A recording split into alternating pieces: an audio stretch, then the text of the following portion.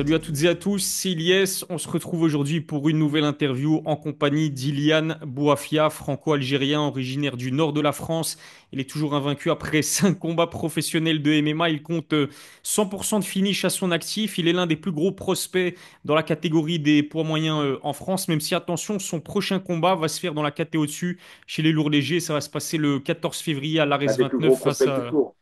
l'un des plus gros prospects tout court, exactement. Et ton prochain combat, ce sera contre Paulin Béguet à l'Ares 29 le 14 février. Comment tu vas, Iliane? Ça fait un petit temps qu'on ne s'est pas parlé. Et puis, bien arrivé en Arabie Saoudite, à ce que j'ai vu. Ouais, ça va, moi ça va, alhamdoulilah. Ça se passe bien. Je suis en Arabie Saoudite actuellement, comme vous le savez tous, pour le combat entre Nassourdine et Adesanya. Donc on est sur une bonne dynamique, surtout que moi je combats dans 2 ans, dans 2 semaines. Donc du coup, on a pu profiter de l'élan tous les deux, tu vois. Donc j'ai pu assister à sa prépa et a pu assister à la mienne. Donc alhamdoulilah, tout va pour le mieux, il n'y a plus qu'à. Magnifique, Pour alhamdoulilah. lui Est-ce que samedi et pour moi dans 2 semaines. c'est ta première fois en Arabie Saoudite? Qu'est-ce que tu penses de Riyad? Apparemment, c'est vraiment une très Non, très belle ville. non, moi je suis déjà allé à 2 reprises pour effectuer ma Umrah. J'ai l'habitude d'aller chaque Ramadan depuis 2 3 ans. Ok. Donc je crois que c'est ma quatrième ou ma troisième fois ici. Riyad, j'avais jamais fait. J'avais déjà fait Jeddah, j'avais déjà fait Médine, j'avais déjà fait Mecca, mais j'avais jamais fait Riyad. Franchement, c'est bien. C'est un petit Dubaï. Tu vois que c'est une ville en plein développement. Et puis en tant que musulman, c'est top, tu vois. Tu manges bien, tu as l'Éden, tu peux prier à l'heure. Euh, c'est des gens qui te ressemblent, qui sont les Mhm. mêmes mœurs que toi, les mêmes codes que toi. Donc du coup, c'est top. Magnifique. Ça fait plaisir. En plus, tu as un très beau teint, donc je sais pas si tu as eu l'occasion de prendre un petit peu de soleil là-bas, mais... Non. Le seul temps que j'ai, c'est la soirée qui m'a fait un cocard. C'est tout ce que Ah, j'ai. ok. J'ai pas eu le temps de prendre le soleil. Ok, ok, parfait. Ouais, ça bosse dur, j'imagine, parce que comme je le disais encore une fois, ton prochain combat, il approche à grands pas. Ça va se passer le 14 février chez les lourds légers contre Paulin Béguet à l'Ares 29, Adidas Arena en plus de cela à Paris. Ce que j'ai pu constater, Iliane, je sais pas si toi aussi, c'est que sur les réseaux sociaux, ben, l'annonce de ce combat, elle a été très bien accueillie par les fans de MMA français. J'aimerais savoir, est-ce que tu t'attendais à de telles réactions de la part d'un public, il faut le dire, qui est généralement assez dur, assez exigeant envers ses combattants. Ben ouais et non. Très sincèrement, je m'y attendais parce que je sais que les combats franco-français, généralement, ça intéresse beaucoup de personnes. Euh, Tu vois, c'est le même langage, on comprend ce qui se passe, on a envie de voir si notre français un tel est plus fort que l'autre français un tel. Donc du coup, je comprends que ça suscite l'intérêt de cette partie-là. Maintenant, moi, ce combat-là, des échos que j'ai eus et que mon ressenti, après ça reste un combat, attention, ce que je dis, c'est que ça reste un combat, je ne sous-estime absolument pas, mais je pense plus que c'est, bon, bah voilà, Ilian a pris 5 étrangers, il les a mis KO. Euh, Paulin, c'est un step au-dessus. C'est pas le step UFC, etc., mais c'est un step au-dessus. Et du coup, est-ce qu'il est capable d'aller plus loin? On est curieux de voir qu'est-ce que ça va donner contre une adversité un peu plus difficile que d'habitude. Donc voilà, je pense que c'est plutôt ça, C'est le c'est délire. justement ce que j'allais te demander, mais tu as répondu à ma question. Donc, tu considères bien Paulin Béguet comme, on va dire, à ce stade de ta carrière, parce que ce sera à peine ton sixième combat professionnel, mais à ce stade de ta carrière, c'est l'adversaire le plus challengeant, on va dire, pour l'instant. Ben, Carlos Graca, 84, il était pas mal. Il était un peu Mhm, solide, surtout que c'était une première pour moi à Rennes. J'avais pas beaucoup de combats à l'époque, j'avais pas beaucoup d'expérience. Surtout que j'ai combattu la côte cassée, donc du coup, avec l'appréhension de la blessure, etc., c'était pas évident. Donc du coup, c'était un petit challenge pour moi. Là, c'est différent. J'ai beaucoup plus d'expérience maintenant. J'ai 5 combats. À l'époque, j'en avais un ou deux. mhm, En Common Event à l'Adidas Arena, je monte de catégorie. C'est une catégorie que je connais pas. Donc, je sais pas comment mon corps va réagir. Est-ce que je serai plus lourd? Est-ce que je serai plus rapide que d'habitude? Est-ce que, tu vois? Donc, on va voir. C'est un challenge dans sa globalité. C'est pas seulement l'opposition. Parce que l'opposition, je trouve que, ben, il y a de la place, mhm, pour être honnête avec toi. Et puis, je pense plus que ce combat-là, c'est moi contre moi, comme d'habitude. mhm, Il y a pas grand-chose qui change, tu vois. C'est pas Avec tout le respect, Paulin, c'est un super gars, attention, je ne lui manque absolument pas de respect, on se connaît dans la vie de tous les jours. Mhm. Mais là, c'est le fight, c'est le combat, il n'y a plus de, il y a pas d'amis, il n'y a pas de poteau, il n'y a pas de je sais pas quoi, tu vois. J'ai mon pain, il est sur la table, il veut le prendre, je dois défendre mon pain, rien de plus, tu vois. Et je Mhm. lui en veux pas, j'ai aucune animosité avant lui, mais juste le 14, je dois lui arracher la tête, c'est tout. Donc, euh, donc voilà, c'est ce que je pense. Inch'Allah, on va essayer de confirmer nos paroles, et puis voilà, hein. C'est le premier adversaire qu'on t'a proposé. Et puis, comment est-ce que tu as réagi justement quand on t'a proposé Paulin Béguet? Ma situation elle est un peu compliquée à la reste, tu sais. Bah, après, à peu près tout le monde le sait. Normalement, j'ai pas trop envie d'en parler, mais dans les grandes lignes, mon contrat a été terminé avec Ares. Ils ont estimé que j'avais pas rempli les termes du contrat, parce que c'est 4 combats ou 18 mois. Moi, j'avais atteint les 18 mois, mais pas les 4 combats. Donc, du coup, je sais pas pour quelle raison. Peut-être qu'ils sont en manque de stars, manque d'événements, manque de je sais pas quoi. Après, je sais que c'est une nouvelle direction. Donc, du coup, ils ont décidé de me prolonger, injustement. Donc, on a essayé de trouver un accord, etc., pour effectuer un dernier fight là-bas. Et puis, à la base, ça doit être à 84 Mhm. contre Shigemoto, il me semble. Ok. Ça doit être Shigemoto. Et je revenais de Miami pour le Mhm. pré-camp de Nassourdine à la Cliff. Donc, moi, j'avais fait un mois là-bas, lui un peu plus. Donc, j'étais un peu lourd. Shige, il voulait pas trop de catchweight, tout ça. Je me disais, ouais, je pouvais descendre à 84, mais je me disais, à la base, je voulais mettre sur la carte de Nice. Je me disais, bon, j'ai 5 semaines, je crois. 5 semaines pour descendre à Nice, à 84 pour Nice. Après, on se revenait avec une autre proposition pour la béguer à 93, si tu veux, 3 semaines plus tard ou 4 semaines plus tard.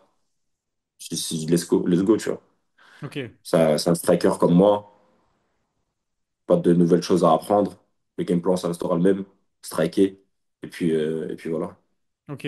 Très intéressant ce que tu dis. Encore une fois, comment dirais-je, tu réponds à l'une de mes enfin, mes prochaines questions. Bah, je vais en Tu profiter pour te la Nostradamus, poser maintenant. décidément. Toi, tes Ouais, non, questions à non, l'avance. on sent que tu as l'habitude. On sent qu'il y a du métier maintenant, même en termes d'interview. Mais c'est vrai que ton précédent combat, pardon, il s'est fait à l'Hexagone MMA. C'était en juillet. Tu t'es imposé par KO premier round contre Federico Comuegna. Et du coup, là, tu recombats à l'Ares. Donc, ma question, c'était de savoir si tu avais finalement tranché pour l'Ares Fighting. Mais si j'en crois ce que tu viens de dire, c'est ton dernier combat normalement à l'Ares. Ensuite, tu as des options qui sont ouvertes pour toi, Bah, l'Hexagone, comme je peut-être te une dis autre orga. précisément, ma situation était compliquée avec Ares parce qu'en fait, quand je combats à Hexagone en juillet, moi j'avais une lettre de sortie qui m'autorisait à combattre dans une autre organisation, peu importe laquelle. Donc j'ai décidé de l'utiliser chez Hexagone, puis, étant donné que Ares n'organisait pas à l'époque en été, donc, je sais pas actuellement, mais en tout cas à l'époque, l'été dernier, ils n'avaient pas comme ambition d'organiser. Donc je me suis dit que c'était une opportunité, puisqu'en fait, il y a même le délire tu vois, du Colisée à Mhm. Orange. Mhm. Tu vois, j'en garde des bons souvenirs. Changer d'organisation, donc c'est pas la même organisation, pas la même cage, pas les mêmes personnes, pas les mêmes shorts, pas les mêmes choses. Et moi, je suis quelqu'un qui aime découvrir, tu vois. Mhm. Donc du coup, c'est une expérience pas mal. Donc juste après, il y a les Dallas Contenders qui m'appellent en août. L'ARES refuse de me libérer. Ok. Ça, c'est une info, ça. Euh, non, tout le monde le sait. Dans le monde du MMA, là, actuellement, je pense que tout le monde le sait. Pas en tout cas, Ok. c'est un secret pour personne. Donc, en août, dans la Contenders, là, ils ne sont pas libérés. Le KSW, ensuite, ils m'ont pas libéré, ils n'ont pas voulu non plus faire le KSW Paris. Et donc, du coup, je t'ai dit, il faut régler la situation à tout prix, essayer de remplir le contrat au plus vite pour pouvoir être libre si jamais une grosse proposition revient sur la table. Au moins, je suis éligible et Mhm. je peux la remplir, tu vois. Mhm. En cas de Donc, voilà. sixième victoire, en cas de sixième finish, c'est ce que je te souhaite évidemment, Eliane, à l'Ares 29, après l'Ares 29. Le PFL, tu penses que ça aussi, ça peut être une organisation qui pourrait t'intéresser parce que d'après ce que j'ai pu entendre, ils vont revenir, ils vont revenir en France, voire en Belgique pour un nouvel événement cette année. Bah, je vais pas faire la meilleure que Baïsangour. Je vais pas faire la meilleure que Baïsangour. Dire, ouais, moi, le PFL, tout ça, j'aime pas, c'est l'UFC, etc. Mais écoute, on verra. Alors, Walem, donc je sais pas. Mais moi, le PFL, je suis pas tenté, je te mens pas. C'est pas Ok, trop mon délire. ok. Je suis plus vers l'UFC, etc. Étant donné qu'aujourd'hui, si je combats au PFL, c'est dur après d'intégrer l'UFC. C'est mon avis, peut-être que je me trompe. Mais, euh, mais moi, je vois les choses comme ça. Donc, du coup, je pense qu'après mon sixième combat, je vais rester sur des one-shots et attendre que l'UFC se présente, que ce soit Dana ou Thunder, sur short notice UFC directement. Et puis voilà. Ok, écoute, fair enough, comme on dit. Ton honnêteté légendaire, elle est toujours bien présente. Il y a un truc dont on n'a pas encore parlé en détail, c'est ta montée en catégorie, parce que, comme on l'a dit tout à l'heure, ça va se faire ce combat contre Paulin Béguet chez les lourds légers. Si je crois, comment dirais-je, si j'ai cru comprendre, c'était pas ta volonté à la base de combattre chez les lourds légers, c'est juste, comment dirais-je, ça s'est fait au feeling, en quelque sorte, mais c'était pas ta volonté à la base. Est-ce que je me trompe? Ouais, non, encore une fois. Faut savoir que je suis un gros 84. Donc, hors combat, je suis lourd. Je suis vraiment lourd pour un 84. Euh, Carrément, quand je suis parti au Cliff, le coach Henri Ouf, des les combattants là-bas avec qui j'ai pu mettre les gants, donc que ce soit Phil Hay ou sur Robocop ou Rainer ou peu importe.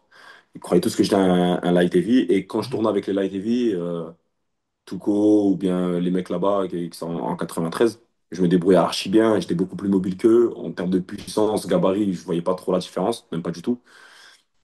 Donc du coup, je m'étais dit pourquoi pas. Il faut savoir que c'est un sport où faut faire attention à sa santé, puisque la longévité du combattant n'est pas super élevée, tu vois.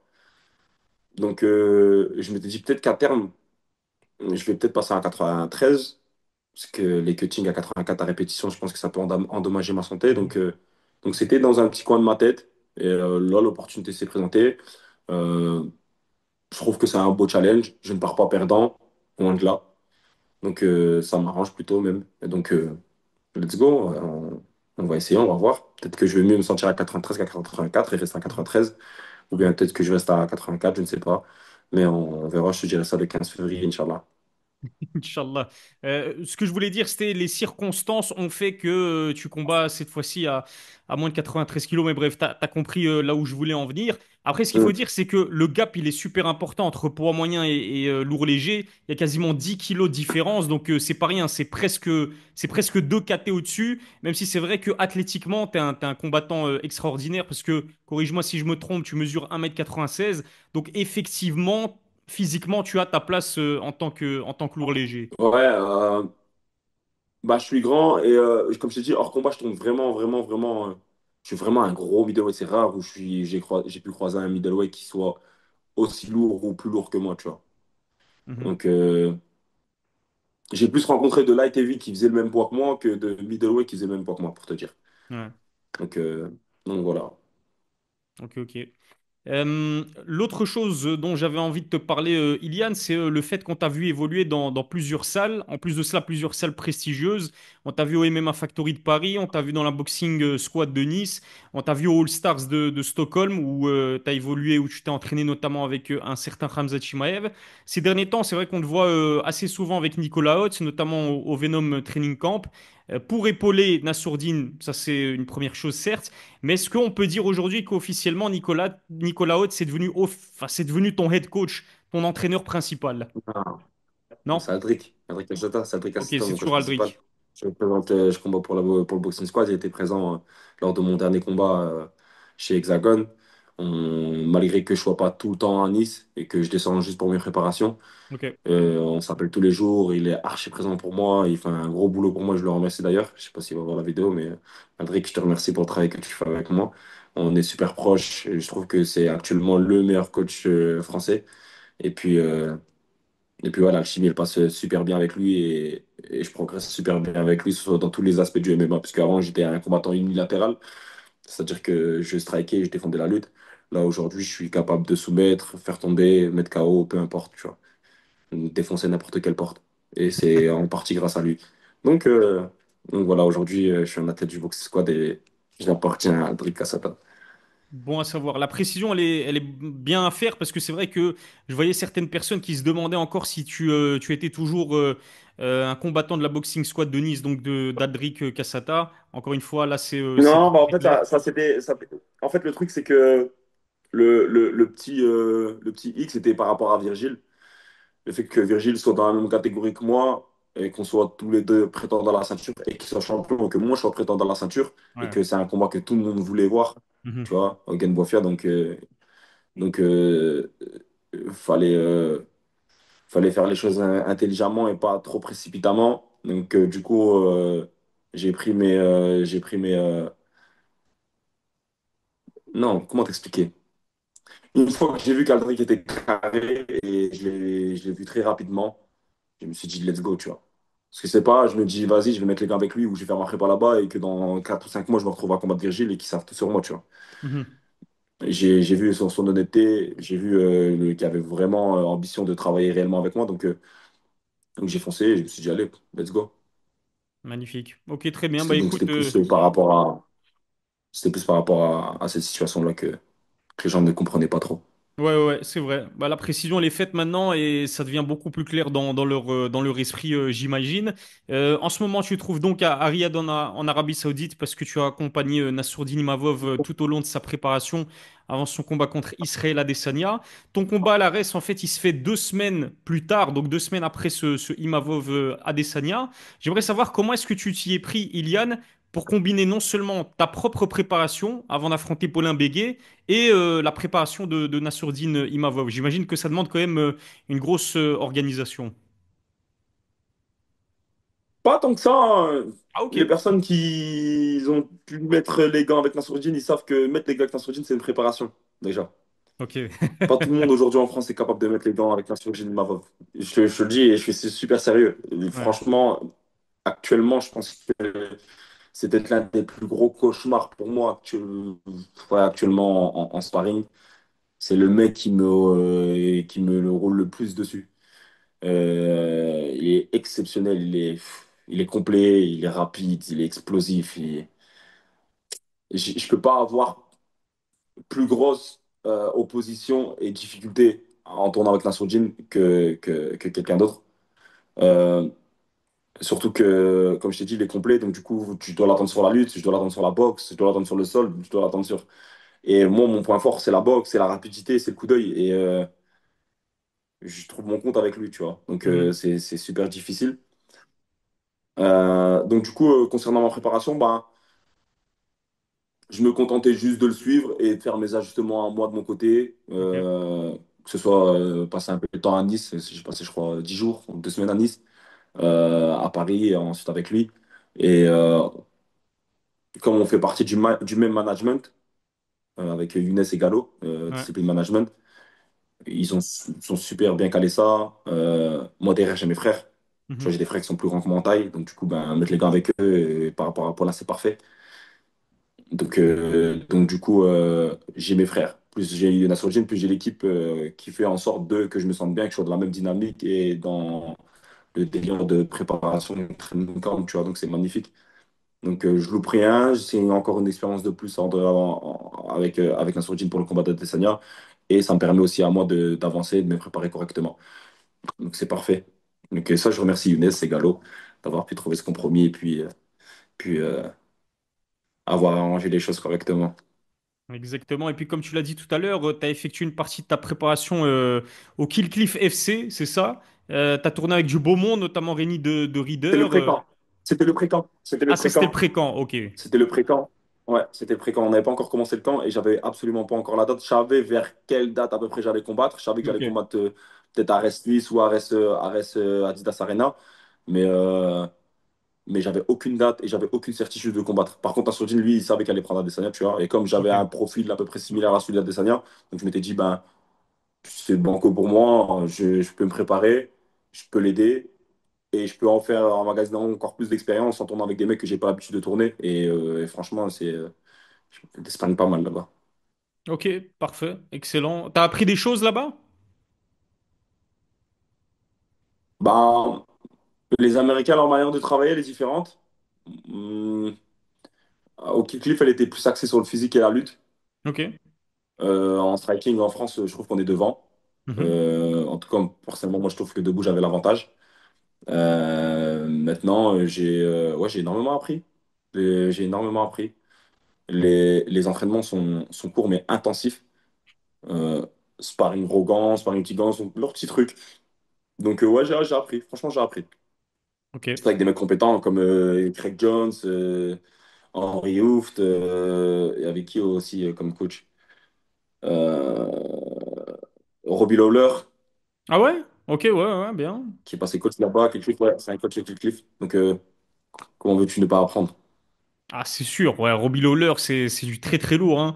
C'est vrai que je l'avais vu dans le Ouais, coin d'un combattant, je sais plus lequel, donc effectivement, c'est vrai il est passé coach maintenant.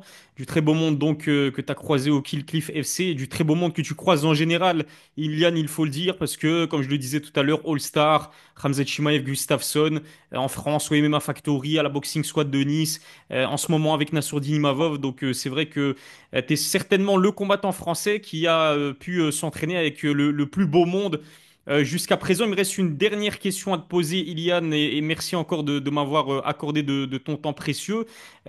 Tu me vois venir à des ouais. kilomètres. Je peux pas arrêter cette interview sans te poser une question concernant ce Nassourdine Imavov et ce Israël Adesanya. C'est vrai que malgré ces deux défaites consécutives, Adesanya reste aux yeux de beaucoup de monde encore le grand favori. Toi qui côtoies Nassourdine, est-ce que tu le sens prêt à marquer l'histoire? Est-ce que tu le sens capable de battre l'ancien champion incontesté de la catégorie des poids moyens à l'UFC? Vous allez voir samedi.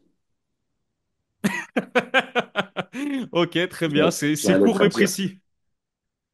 Ok, nickel. Vous allez Bah voir écoute, samedi. Je peux raconter ce que je veux en vrai.